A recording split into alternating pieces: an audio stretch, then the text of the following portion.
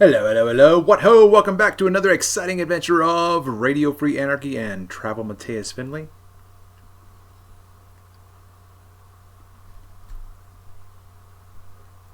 I'm your host. Could you see that?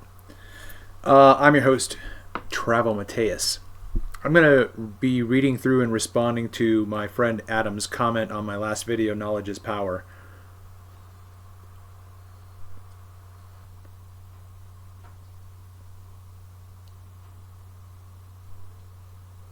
So what I'm going to do in this episode is just read through the comments of my last video, Knowledge is Power, from my friend Adam, who said that he appreciated the description that I gave of how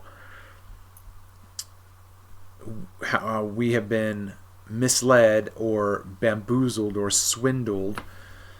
And so I had all this litany of descriptions, and he says, good string of words, meaning, he can appreciate that. Although I disagree with the statement that followed, there is no God. You have been so snowballed, snowplowed, bulldozed, hornswoggled, bamboozled, shystered. If you can't prove what you know, you don't know Smurf. Okay. So that was my comment on the last video that he said that he appreciated. And now we're going to have our back and forth here. He says, good string of words. Though I disagree with the statement that followed when you said, there is no God. The metaphysical cannot be tangibly proven in a physical reality. So if that's what you're seeking, I can see why you would make such a statement. But we are more than the simple sum of our physicality. So I just want to stop there, because who told you the metaphysical cannot be tangibly proven in a physical reality? Who told you that? So many things that we don't know about this world, or that we can't even see, like sounds I can't hear, light spectra that I can't see, that's there. So all we have is metaphysical within physical. That's the world in which we exist, except for when we're dreaming, although our physical body is, and I am right here in this place, this physical location, So this whole thing, when people say, oh, God is outside of time. Who told you that? Like, what is time? I would describe time as the measurement of activity. Then, now, not yet. I was just a minute ago, I reached for this lighter, right? And now I'm not reaching for it anymore. So you say, well, God created, I'm not saying Adam is saying this. God says, or you say God created everything at once. That's when time started. Oh, really? What was he doing before that? That's time. There's no such thing as timelessness. That's like saying there is such thing as nothing. The minute you have nothing and are able to show it, it is now something. But nothing is no thing. It's not a lighter, it's not a pipe, it's not a pen, it's not a bottle, it's not a mouse, it's not a camera. So I disagree with the whole metaphysical cannot be proven thing. I just don't agree with that. And then the implication, or the implication of what Adam is saying is that God is metaphysical. God is not able to be detected. Well, then how do you know there's a God? Well, because there has to be. I don't think so.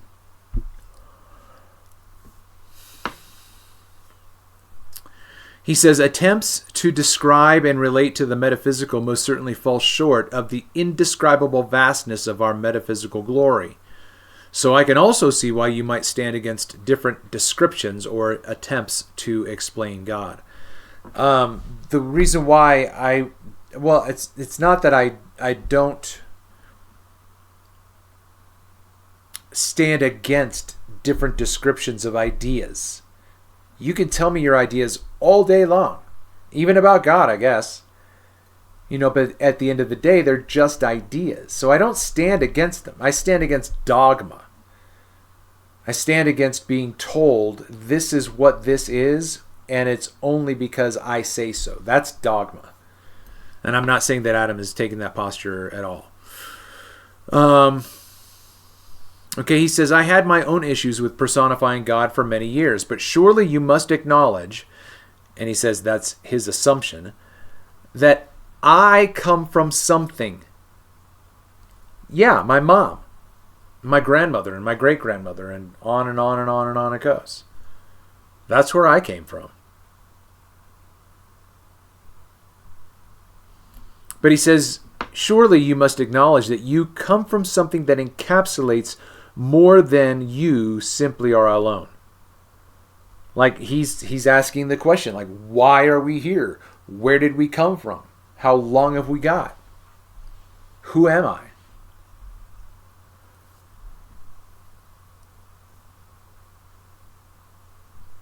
But the minute you go to a book or an other source than you're outside of empirical science. You're in the arena of story after that. And any story could be true. Even yours, and even yours, and even his, and even his, and even his, and even hers, and on it goes. And you have a billion stories. Great. Mine is no God.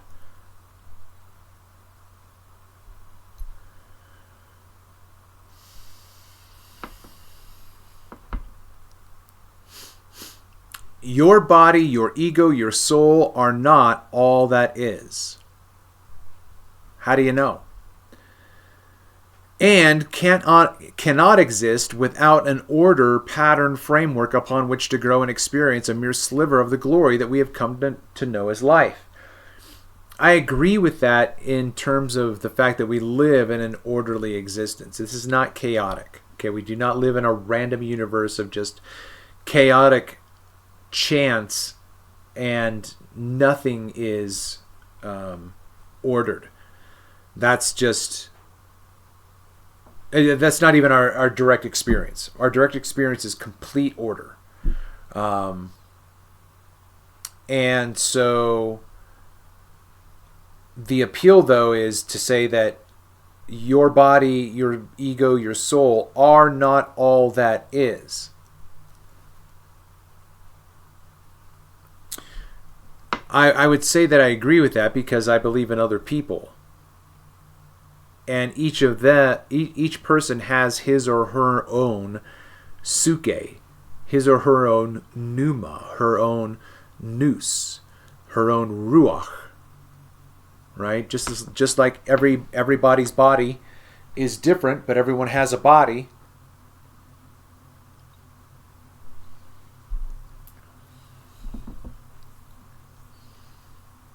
But yeah, we exist in an orderly world with patterns and a framework. And that's why I think listening to other people is so vital, because when you're talking about more than just sports, when you're talking about existence and meaning and purpose,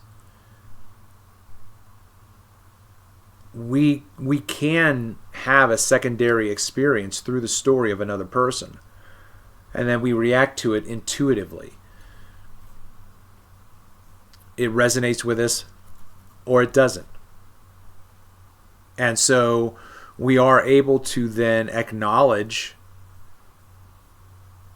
truth that is brought to us through other people without directly experiencing it ourselves. Okay? This is another aspect of God and a hint at clarifying the great mystery, if ever only so slightly. All right? And then I said something. Okay. Okay, here we go. Yeah. Also, no, I don't assume that I come from anything more than my own mind. But I am not alone because people exist.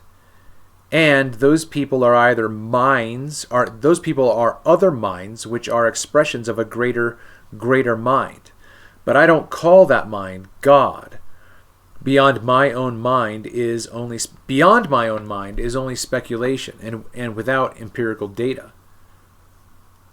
Okay, I'm going to do that one over again.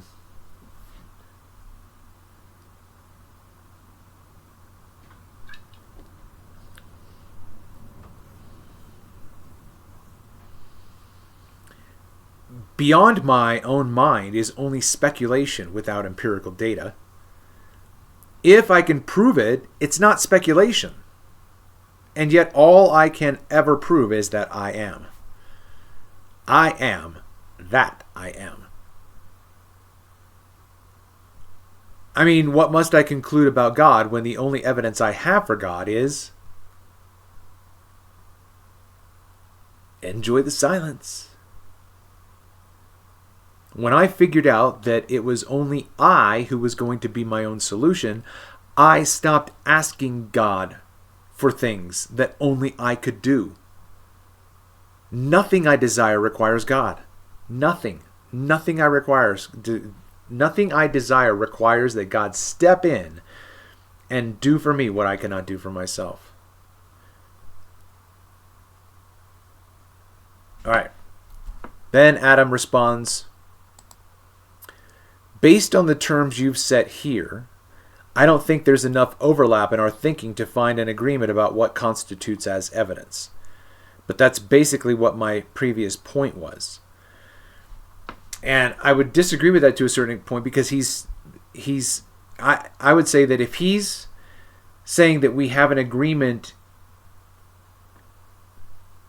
we do have an agreement that evidence is going to be difficult to provide, but his conclusion still is, yeah, but there's still a creator. And I still don't think you can. I still don't think we can get around that bright, big red barn, that elephant in the room, of evidence for anything.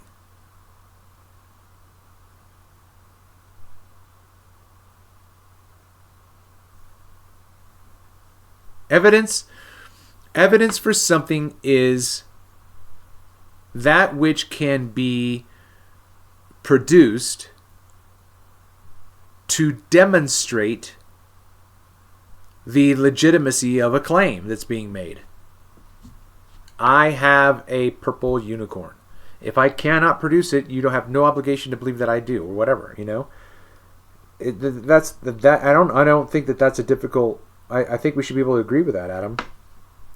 That's what evidence is. Evidence is something physical that I can produce to justify what I'm saying. Response. Adam says, based on the terms you've set here, I don't think there's enough overlap in our thinking to find any agreement on what constitutes as evidence. But that's basically what my previous point was. I don't agree. That is to say, I disagree. It's not that we're going to disagree as what the evidence is. We have to agree on what evidence means. So I guess that's where this should stop, really. Like, what do you take as evidence? Or what is evidence in your mind? All right, so I'm going to wrap this part of the episode up because it went for another 10 or so minutes, and I wanted to try to make it short to see if that helps at all with it. So this is part 1. Part 2 is going to be following shortly. If you've made it this far, please make sure you hit that Fonzarelli, smash that like, leave a comment, and then also share the content. This has been another exciting adventure of Radio Free Anarchy. I'm your host, Trav-EL Mateus. Until next time.